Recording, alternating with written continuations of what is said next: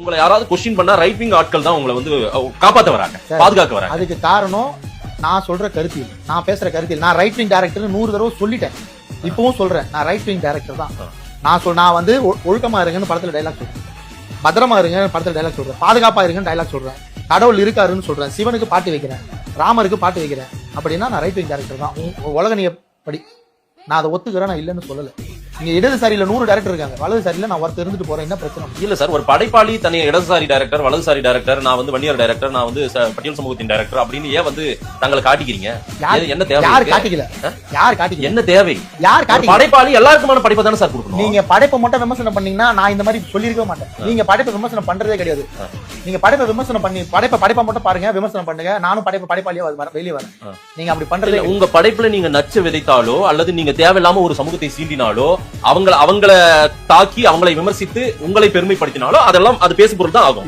காலங்காலமா நீங்க வந்து சினிமால வந்து இப்ப வன்னியர்களை தாக்கி படம் எடுத்திருக்கீங்க. என்னைக்காவது இந்த மாதிரி ஒரு குரல் எனக்கு தெரிஞ்சு அப்படி ஒரு படம் இருக்குதான்னு எனக்கு தெரியவே தெரியாது. சரி, கண்டுபிடிச்சிட்டு வந்து இந்த கேள்விகளுக்கு பதில் சொல்லுங்க. இல்ல அப்படி எனக்கு பாருங்க, அந்த அளவுக்கு தெரியாத அளவுக்கு கூட அதை இன்னைக்கு மோகன்ஜின்னு ஒருத்தர் வந்ததால அதெல்லாம் வந்து வெளியே வருது, தெரிய வருது. என் சமூகத்துக்கு வந்து இதெல்லாம் புரியுது. இதுக்கு முன்னாடி அதெல்லாம் தெரியாது. நீங்க ஒரு படைப்பாளியா தன்னை வந்து வன்னியர்களின் பாதுகாவலர், இந்துக்களின் பாதுகாவலர் அப்படின்னு அடையாளப்படுத்திக்கணும். படம் பாத்திருக்கீங்களா? இல்ல சார், அன்பே சிவம் படம் பாத்திருக்கீங்களா?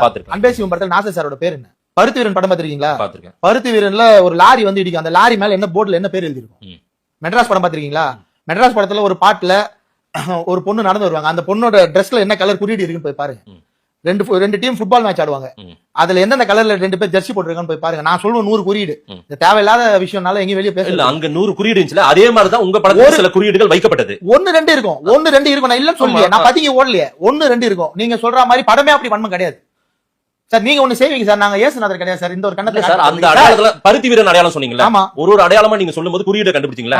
அந்த மாதிரி தான் உங்க படத்துல இந்த அடையாளம் எல்லாம் குறியீடா கண்டுபிடிக்கப்பட்டது. கண்டுபிடிங்க, இந்த கண்டுபிடிச்சா நீங்க டீகோடர் சார், புத்திசாலி. அப்புறம் என்ன, அதுவும் வன்மம் தானே. அவங்க ஒரு வன்மத்தை வைத்து படம் எடுத்தாங்கன்னா நீங்களும் அதே மாதிரி தான், அதே நரேட்டிவ்.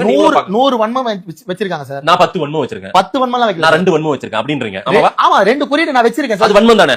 என்னோட குறியீடு யாரையும் காயப்படுத்துற குறியீடா இருக்கு? இருந்தது. எந்த குறியீடுன்னு சொல்லுங்கன்ற நான் ஓபனா சொன்னல. இப்ப நான் ஓபனா இந்த இடத்துல இந்த குறியீடு இருக்கு, அது எங்களை காயப்படுத்தின்னு சொன்னல, எங்களை வந்து டார்கெட் பண்ணிச்சுன்னு சொன்னல.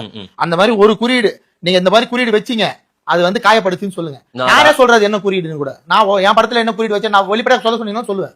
இல்ல ஆடைகள்ல கூட ப்ளூ கலர்ல காட்டுறது, ஒரு தலைவரை குறிப்பிட்டு அவருடைய தலைமுடி வாகு மாதிரி நீங்க இது பண்ணது, அதெல்லாம் இருந்தது. கூலிங் கிளாஸ் போட்ட மாதிரி காட்டினது, இதெல்லாம் நான் பார்த்தேன். அந்த குறிப்பிட்ட ஒரு ப்ளூ கலரை மட்டும் நீங்க அடையாளம்